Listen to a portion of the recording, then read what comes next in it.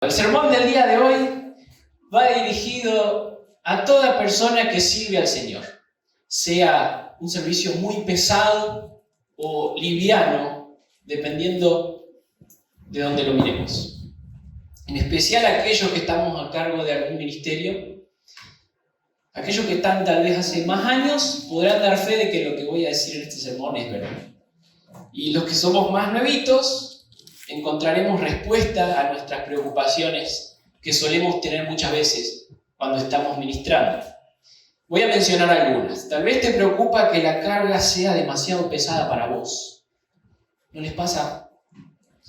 Creías que iba a ser más sencillo. Trabajás muchísimo, pero conseguís poco. Te sentís solo porque nadie tiene tanta carga como vos sobre tus hombros. Te molesta la maldad, la pereza, a veces la hipocresía o la indiferencia de algunas personas que a veces desprecian lo que haces. ¿Sentís que no vas a poder resistir tanta presión durante mucho tiempo? Ponés lo mejor de vos para servir al Señor y parece que la obra no avanza. Bueno, ¿y hace cuánto venís sirviendo? Un año. Bienvenido a Serviclub, se llama este mensaje. Serviclub, ¿conocen la aplicación de YPF? Algunos de los que van a YPF. Este Serviclub no tiene nada que ver con eso, sino que es el club de las personas que tratan de ser fieles siervos del Señor, responsables delante de Él.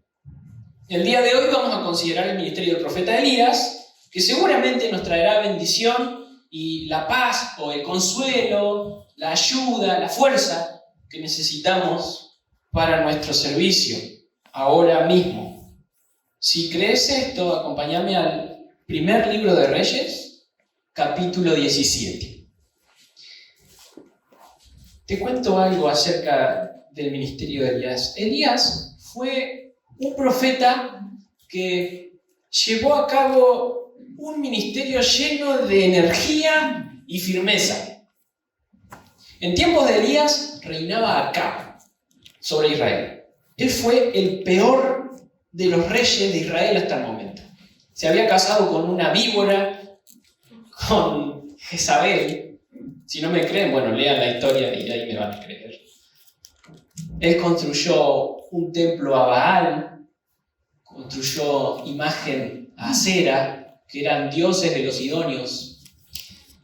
Bueno, y acá Dios levanta a Elías en ese momento a profetizar contra ese rey, contra el rey Acab. Esto es lo que encontramos en 1 Reyes 17:1. Dios le manda a decir lo siguiente: no habrá lluvia ni rocío en estos años, sino por mi palabra. Hoy Miguel me preguntó si iba a llover y le digo, no, porque hoy predico a Elías. Y Elías dijo que no iba a llover. Corta la bocha, como se lo presentó, No le dio un gran discurso. No, cortita. Capítulo 18, Acab se vuelve a encontrar con él y le dice, ¿tú eres el que trastorna a Israel con tus profecías? Y en el verso 18 Elías le responde, yo no he turbado a Israel, sino tú y la casa de tu padre, dejando los mandamientos de Jehová y siguiendo a los Baales. Digamos que Elías tenía esa personalidad un poco impulsiva, firme, llena de energía, y así fue también su mensaje. Un teólogo llamado A.W. Pink dice lo siguiente acerca de Elías. El más ilustre de los profetas fue levantado durante el reinado del más malvado de los reyes de Israel, en el peor momento de Israel. Ten por cierto algo entonces, que si las cosas a tu alrededor no van muy bien, no significa que Dios te desamparó. A veces Dios te levanta en ese momento para mostrar su gloria mucho más a través de tu vida. Esa es una de las características del servicio de Elías, lleno de firmeza y energía. Otra de sus características es que fue un líder muy solitario. Los falsos dioses, Baal y Acera, tenían sus propios profetas. 850 para ser exactos. Entonces Elías convoca a Acab, al pueblo de Israel y a los 450 profetas de Baal, o sea, uno de esos dioses, a un desafío en el Monte Carmelo. Más adelante les voy a contar de qué se trató ese desafío, ¿sí? Pero por ahora solo me voy a decir lo siguiente. El punto es que Elías, en 1 de Reyes 18:22, dijo lo siguiente: solo yo he quedado profeta de Jehová. Más de los profetas de Baal hay 450 hombres. Se nota en sus palabras que está sufriendo el peso de la soledad. Otra de las características muy peculiar de parte de Elías es su tremenda fe. A pesar de esa enorme desventaja que tenía, ¿no? Él sabía que si Dios estaba de su lado, nada podría detener su misión. Entonces, en este mensaje vamos a ver que Elías fue un gigante espiritual para nosotros, pero también fue un hombre lleno de debilidades, común y corriente, como vos y yo. A veces vemos a estos hombres como, ¡uy, qué grandes personajes, fuertes, qué admirables que son! Pero cuando vos te predispones a servir a Dios, ¿sabe qué hace Dios? Dios te trata igual que a Elías. Él te hace transitar las mismas etapas que transitó Elías. Entonces yo te voy a preguntar ahora a mí, ¿qué tipo de ministerio querés llevar adelante? ¿O cuál servicio es el que querés llevar adelante? ¿Uno como el de Elías? ¿O uno que sea fácil, que sea sencillo, que sea sin oposición, que sea tranquilo, donde no haya que ejercer la paciencia, la fe? ¿Qué tipo de servicio querés? Si querés el servicio, ser un siervo como lo fue Elías, acompáñame entonces en este mensaje. Mientras observamos la experiencia de Elías, inmediatamente vamos a notar 3 momentos principales, 3 etapas, que son lo que vamos a ver en este mensaje. Etapa número 1 es la capacitación de Elías, que está en 1 de Reyes capítulo 17. ¿Qué sucede? Dios envió a Elías a vivir cerca de un arroyo en la soledad del desierto. Hasta el momento, él bebía agua de este arroyo. Pero luego de un tiempo, ¿recuerdan cuál fue la profecía que él había dicho? Él dijo, no va a llover por 3 años y 6 meses. Pero luego de un tiempo de que no llovía, entonces, ¿qué pasó con este arroyo? Empezó a secarse. Dice, versículo 7. Pasados algunos días, se secó el arroyo porque no había llovido sobre la tierra.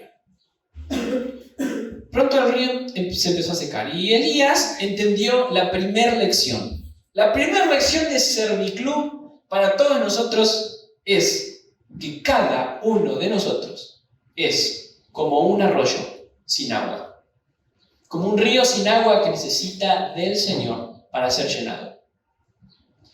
La segunda instrucción que Elías recibe de Dios es ir a la casa de la viuda para que ésta le alimente por un tiempo. Encontramos la respuesta de la viuda en el versículo 12, que dice, no tengo pan cocido, solamente un puñado de harina tengo en la tinaja y un poco de aceite en una vasija. Y ahora recogía 2 leños para entrar y prepararlo para mí y para mi hijo, para que lo comamos y nos dejemos morir. Muy triste lo que está diciendo la viuda. Sin embargo, Dios le mandó a la viuda que alimente al profeta y lo que sucedió en ese momento fue algo totalmente sobrenatural. Vivieron durante un largo tiempo comiendo de una tinaja. ¿Sí? Algo muy parecido a lo que pasó con Jesús cuando multiplicó panes y peces. Bueno, entonces ellos confiaron en la palabra de Dios y Elías pudo entender la segunda lección. Él era como una tinaja vacía que Dios iba a llenar. Esta es la segunda lección de Serviclub para todos nosotros. Más tarde, el hijo de la viuda sufre una enfermedad que le lleva a perder la vida. Y en el versículo 17 dice lo siguiente. Después de estas cosas aconteció que cayó enfermo el hijo de la ama de casa, y la enfermedad fue tan grave que no quedó aliento en él. Se murió el chico. Elías oró por él y este volvió a la vida. Entonces, Elías ahí pudo entender la tercera enseñanza. Él era como un cuerpo sin vida. La tercera lección para todos nosotros es esta. Somos cuerpos sin vida. El agua del río puede representar nuestro estado de ánimo, nuestro estado espiritual, nuestra alegría.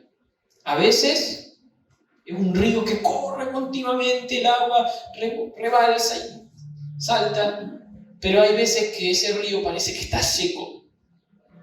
Y yo les quiero hacer una pregunta. ¿Se sirve de la misma manera cuando hay ánimo que cuando no hay ánimo?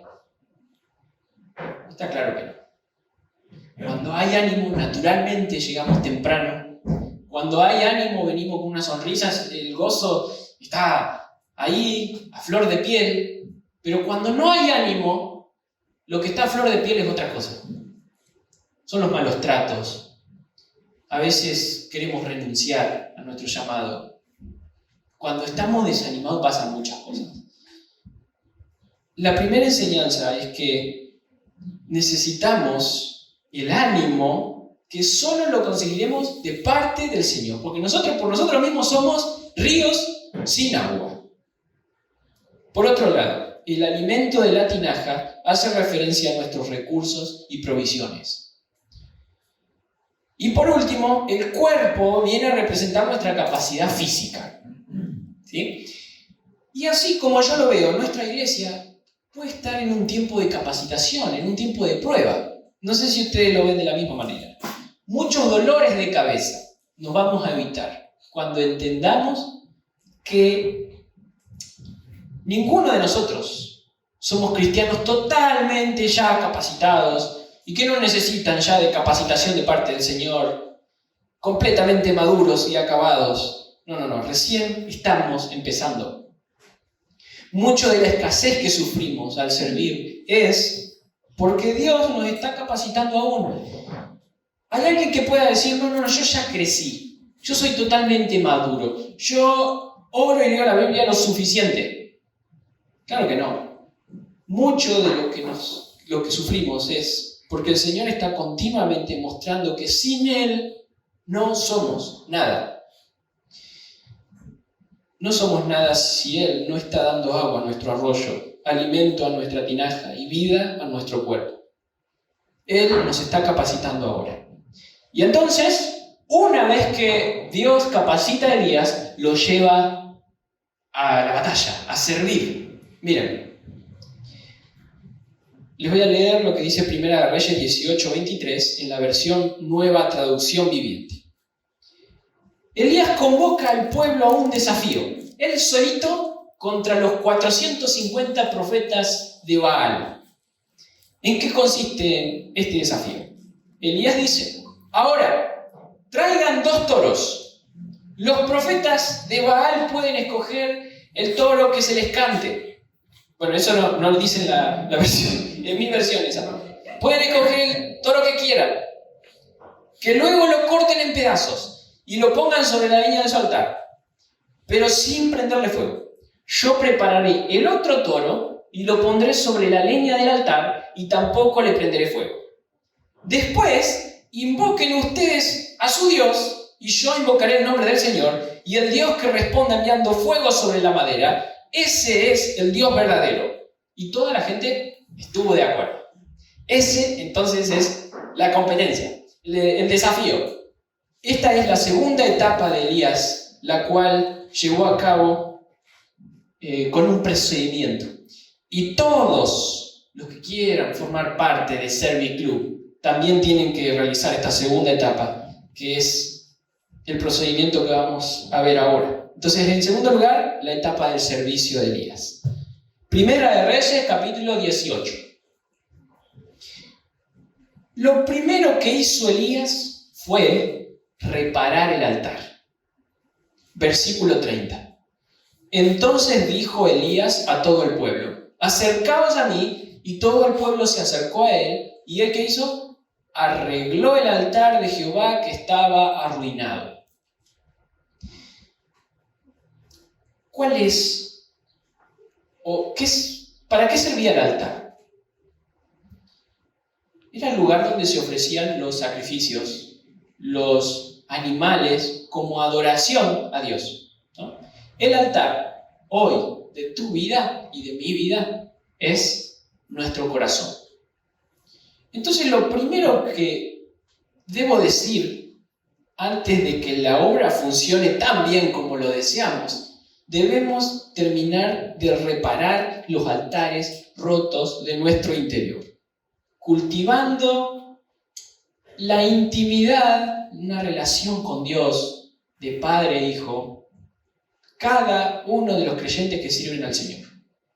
Si nosotros queremos, por ejemplo, un ministerio de alabanza que crezca conforme al agrado de Dios, ¿sabe qué tenemos que lograr? Tenemos que lograr que cada uno logre tener una relación personal con Dios, que cada uno hable con Dios, que cada uno vaya a la palabra de Dios cada día. ¿Está roto tu altar en ese sentido? Puede ser que en esta iglesia haya muchos corazones rotos y descuidados. Dediquemos tiempo a nuestra relación íntima con el Señor y las cosas van a mejorar considerablemente.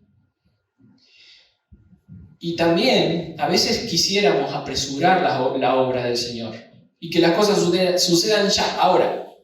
Pero también hay chispazos entre nosotros.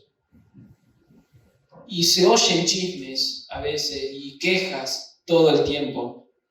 Cuando Colosenses 3, versículo 13 dice: soportándoos unos a otros y perdonándoos unos a otros. Si alguno tiene queja contra otro, como Cristo os perdonó, así también hacedlo vosotros.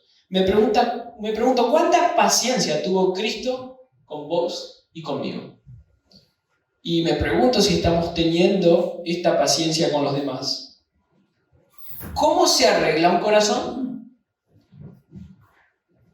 Santiago 5:16 dice: confesaos vuestras ofensas unos a otros y orad unos por otros, para que seáis sanados.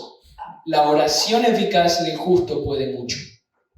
Y te presenta el caso de Elías. Elías era un hombre sujeto a pasiones semejantes a las nuestras y oró fervientemente para que no lloviese, y no llovió.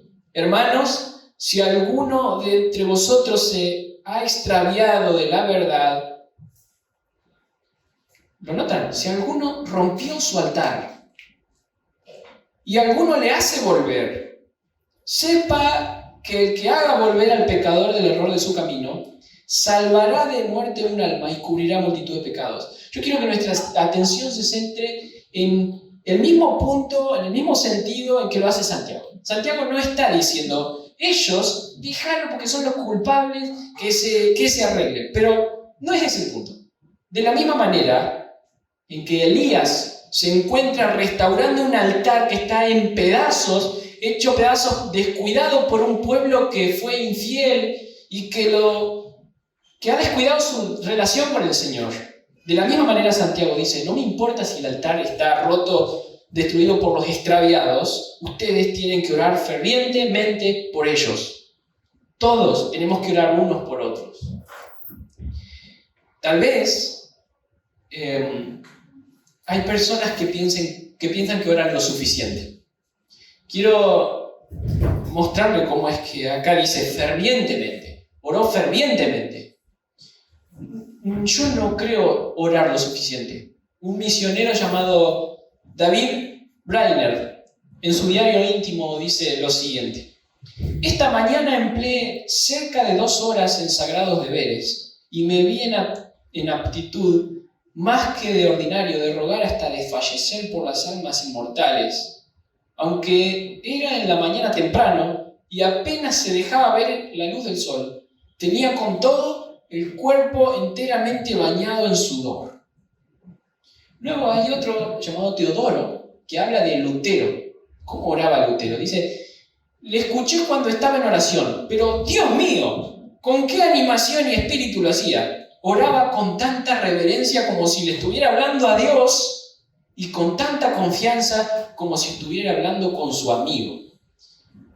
La pregunta es, si alguno en este lugar está orando tan fervientemente como debiera. Y yo no lo sé, pero yo no. Y deseo hacerlo, en verdad. Pero el punto es que todos tenemos que dedicarnos especialmente a reparar el altar de nuestro corazón y el altar del corazón de cada uno de nuestros hermanos. Lo segundo que hizo Elías fue lo que encontramos en el verso 34. Y dijo, llenad 4 cántaros de agua y derramadla sobre el holocausto y sobre la leña. Y dijo, hacedlo otra vez. Y otra vez lo hicieron. Y dijo aún, hacedlo la tercera vez. Y lo hicieron la tercera vez. Eso está en el verso 34. Y lo que estamos viendo es que Elías, el segundo paso que dio es llenar el altar de agua. Aquí hay un dato interesante. Entre el altar y el río donde buscaban el agua, había kilómetros. Cualquiera de nosotros en lugar de Elías, ¿saben cómo estuvieron, no? Así. Che, ¿ya llegará? Mandar un mensajito, llámalo, anda a buscar. Y Elías no parecía tener ese tipo de apuro. Elías los esperaba. No se inquietaba. Y acá tenemos algo que aprender. Primero es que tenemos que ser pacientes con la gente que trabajamos. No todos tienen el mismo ritmo de trote ni de crecimiento. No todos tienen la misma resistencia. Algunos tal vez en el camino, al camino lo hacen corriendo de vuelta con la canasta de agua y otros capaz que se toman un descanso en el camino, pero pronto van a llegar. Nosotros tenemos que esperarlos. Y otra cosa, ¿saben para qué llenó el altar de agua? Porque si ustedes se ponen a pensar, si yo quiero que el altar se prenda a fuego, lo último que voy a hacer es echarle agua. Pero él llenó, le cavó una zanja alrededor del altar y le echaba agua, le echaba agua, le echaba agua. ¿Y por qué hacía esto Elías? Bueno, lo llenó de agua para demostrar que no había nada que él pueda hacer que evite el propósito que Dios estaba a punto de cumplir. ¿Saben qué sucedió después? Bajó fuego del cielo y consumió el holocausto. Consumió ese toro. Elías tenía tanta fe que cavó una zanja alrededor y llenó el altar de agua. Entonces, estas son 2 cosas importantes que tenemos que tener al momento de servir. Una es paciencia y otra es fe. Esperar y confiar en que Dios hará su propósito. Siempre que queramos hacer algo para el Señor, van a suceder cosas. Hace poco hicimos un torneo de fútbol, por ejemplo. Ayer Cena Show. Actividad en la plaza se viene dentro de poco. Campamento. ¿Saben qué sucede cada vez que vamos a hacer algo? Las cosas parece que van a salir mal. Y en nuestra cabeza, nosotros, ¿no es cierto, Miguel? Calculamos 2 más 2 más 2 más 2 más 2 es 10. Y calculamos que todo va a ir bien. Pero después faltó un 2 y después faltó otro 2 y hay que cubrir esos 2 y a veces parece que la cosa no va a funcionar y tenemos ganas, no sé, de suspenderlo. Yo me imagino cómo debe estar. ¿Cómo debieron haber estado ayer con el tema de los pollos? Cuando había personas que no, estaban indecisas si iban a venir, si no iban a venir, todo el tiempo. Pero muchas personas, ¿sí? Porque si fuera un pollo más, un pollito menos, pero era unas cuantas patas buenas. Bueno, así pasa con el fútbol, ¿no es cierto? Era viernes por la tarde y teníamos 4 equipos todavía. Y estaba Rubén con Miguel acá en la iglesia orando para ver si era la voluntad de Dios hacerlo. Y si se hacía, para la gloria de Dios. Y si se suspendía, para la gloria de Dios. Y así debe ser. Nos da ganas de suspenderlo, ¿no? Cuando estamos sirviendo tenemos ganas de... Ya está. Dejemos esto acá porque estamos cansados, desanimados. Pero hay que comprometernos de antemano a continuar insistiendo hasta nuestra última gota de fe, aunque tengamos inferioridad de recursos y aunque parezca que las cosas no van a suceder. Porque si suspendemos por un desánimo un día antes, el sábado por la tarde no tenemos 40 chicos escuchando el Evangelio en un fútbol 5. Y no digo, por ejemplo, que suspender está mal, no, hay que tener cuidado también. Pero siempre siguiendo la dirección divina y sabiendo que a veces el aparente fracaso no es un fracaso para Dios. Desde la perspectiva divina, el Señor nunca pierde. Hay que tener en cuenta lo que dice Miguel Núñez. Miren, un extracto de un libro llamado Un siervo para su gloria. Se me mezcla con la canción. Dice lo siguiente: lo que Dios comienza, lo termina. Él nunca ha comenzado algo que no haya terminado.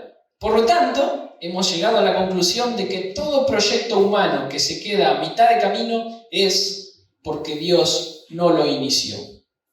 Dios no inicia algo que no se propone terminar. Nosotros paramos los proyectos a mitad de camino porque nos desanimamos, nos cansamos, nos sorprendemos con cosas que no esperábamos y se nos acaban los recursos.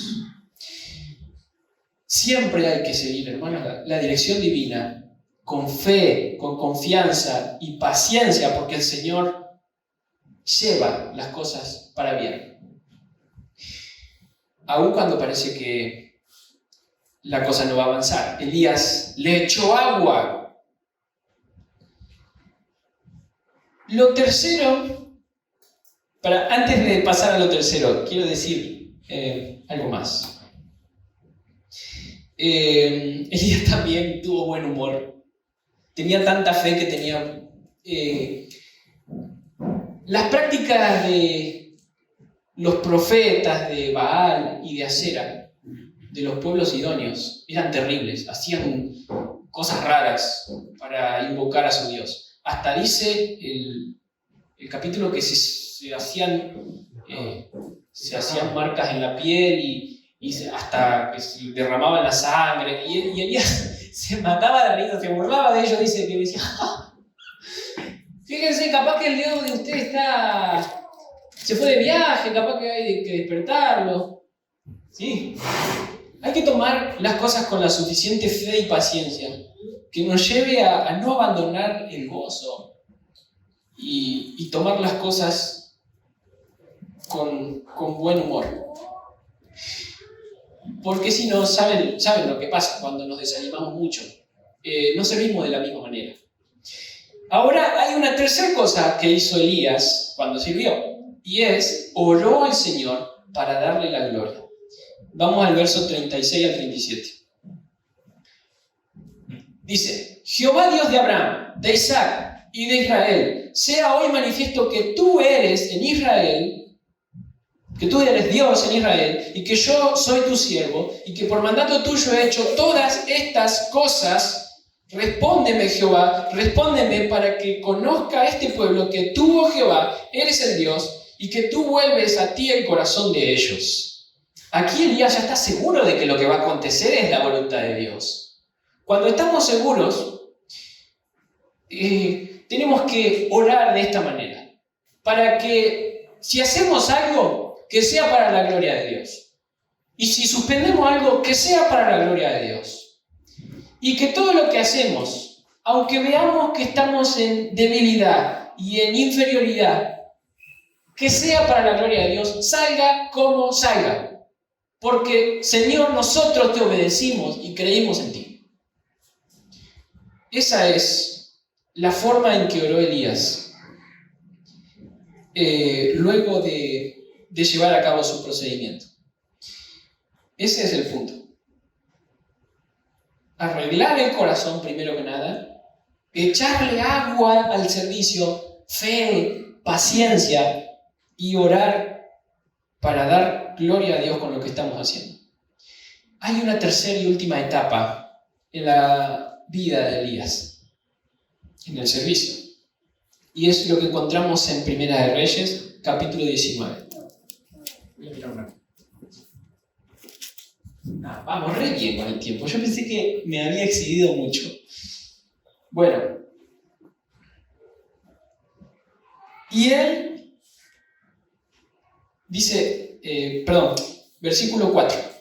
Y él se fue por el desierto un día de camino y vino y se sentó debajo de un enebro y deseando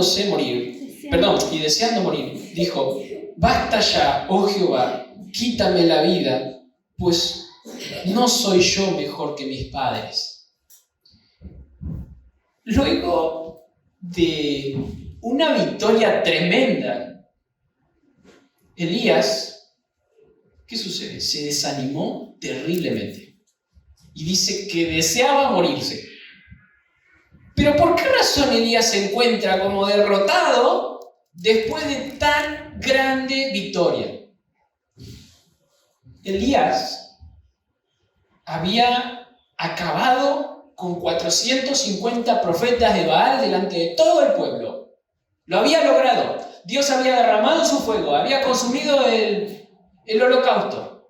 Y ahora Elías desea morir.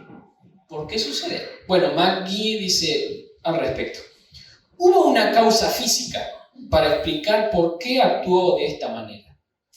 Había trabajado demasiado, estaba exhausto, se había preocupado demasiado, estaba físicamente rendido. El impacto de tantas experiencias traumáticas pudo haberle causado la muerte. Estaba agotado después de la tremenda presión soportada al declararse a favor de Dios en medio de tal oposición. Elías estuvo solo en aquellos momentos. Elías nunca habría huido de Jezabel si no hubiera estado realmente exhausto. Creemos que hoy necesitamos personas que estén dispuestos a trabajar para Dios con esta actitud de entrega y compromiso, hasta el punto de quedar físicamente postrado. El servicio, cuando lo ejercemos bien, de una manera fiel, nos estresa, nos quita las fuerzas. Y como decía Gabriel esta semana, el lunes creo que fue, ¿no te ha pasado que tenés ganas de apagar y no volver a encender cuando servís? Ayer yo me fui de acá a las 12 y seguían todos. Pero hubo gente que se queda hasta lo último y se va. Acá Miguel se sacó el hombro por levantar tablones. ¿Y cuántos siervos hay que gastan hasta lo último de sus fuerzas sirviendo al Señor y llegan hasta este punto? Yo me pregunto cómo terminan los siervos después. ¿Cómo termino yo? Capaz que nadie lo sabe. Pero a veces tengo fiebre después de predicar. Me siento como si tuviera fiebre. Bueno, ahora vamos a ver qué hizo Dios con Elías. Dios le da un descanso y le alimenta. Fíjense en el verso 5 y el verso 6. Estamos en el capítulo 19, ¿no? Versos 5 y 6. Y echándose debajo del enebro, se quedó dormido, Elías. Y he aquí, luego un ángel le tocó y le dijo: levántate, come. Entonces él miró, y he aquí en su cabecera una torta cocida sobre las ascuas y una vasija de agua, y comió y bebió, y volvió a dormirse. Cualquiera de nosotros, cuando lo vea a Elías ahí, postrado abajo del árbol, hubiera ido con un sermón de 4 puntos y le hubiera dicho: punto número 1, la confianza en Dios.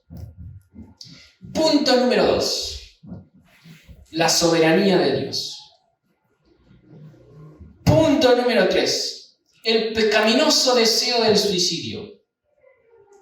Punto número 4. El gozo en la persecución. Pero no fue lo que sucedió. Dios le hizo descansar. Le hizo dormir. Y luego, cuando se levantó, le dio de comer y a dormir de nuevo. A veces, cuando estamos muy desanimados, no necesitamos mucha más actividad o más, ¿cómo se dice? Sermones. Lo que necesitamos a veces es tomarnos un descanso. A veces parece como que, bueno, tenemos que exhortar por la flaqueza, pero no. Lo que necesitamos a veces es descansar, nada más. Descansar y alimentarnos con la palabra de Dios en soledad. Porque hay muchas veces que de tantas cosas que hacemos, también descuidamos la parte en soledad que tenemos que tener con el Señor. La parte en que el Señor nos alimenta a nosotros personalmente, íntimamente. Entonces, si estamos muy agotados, urgente tenemos que decir, pausa. Vamos a la soledad con la palabra del Señor y podemos descansar, tomarnos unos días. Y entonces vamos a la última parte, donde Dios le manda en el versículo 7 y 8. Le manda a levantarse y seguir adelante. Y volviendo el ángel de Jehová la segunda vez, lo tocó y diciendo, levántate y come, porque largo camino te resta. ¿Y qué pasó? Se levantó pues, y comió, y bebió, y fortalecido con aquella comida, caminó 40 días y 40 noches hasta Horeb, el monte de Dios. Elías, sin el Señor, era un arroyo sin agua, una tinaja sin alimento, era un cuerpo sin vida. Pero cuando fue nuevamente a descansar y a comer la palabra de Dios, el Señor le ha sustentado. Y así pasa con nosotros también. El camino que nos resta a todos cuando estamos agotados, agobiados, es arduo y es muy duro. Dios nos dice, descansen, aliméntense bien y luego pongan nuevamente manos a la obra, a trabajar doblemente, porque el largo camino nos resta por delante. Descansar en sus brazos y en su palabra nos dará la fuerza que necesitamos para seguir hasta completar su obra. Y a pesar de que a veces nos sintamos que, bueno, ya estamos capacitados, no, son 3 etapas que hemos mencionado. Pero esas 3 etapas se vuelven a repetir y a repetir y a repetir toda nuestra vida. Es un ciclo de etapas que dura hasta que nos encontremos con el Señor. Nos capacita, servimos y nos desanimamos. Y tenemos que volver a descansar. Y el Señor nos capacita, servimos y desanimamos. ¿Cuál es la iglesia que Dios quiere para nosotros? ¿Será una iglesia que sirve con el mismo espíritu que Elías?